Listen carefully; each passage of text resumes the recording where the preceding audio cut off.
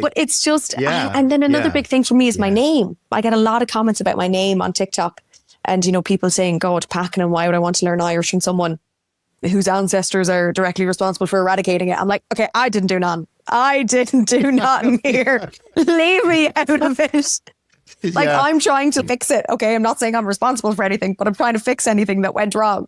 Like, a name is just a name. That has nothing to do with it. But that's another thing I considered. Like, I actually considered, kind of when I started working in media, having a bit of a screen name, I suppose, or like a stage name.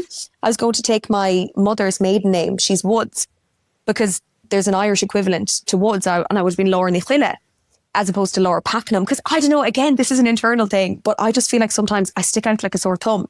And I think immediately, okay, I tell someone my name, I tell them where I'm from, they're immediately thinking, sure, Jesus, you weren't raised with Irish at all. And then I'm thinking, God, I'm like, I'm losing, I'm, blowing my cover here. Every little piece of information I tell, I'm blowing my cover. But I don't have to try and let on as if I'm a native speaker that I was raised with it, And 90% of the time when I tell people my name, where I'm from, they're like, that's us.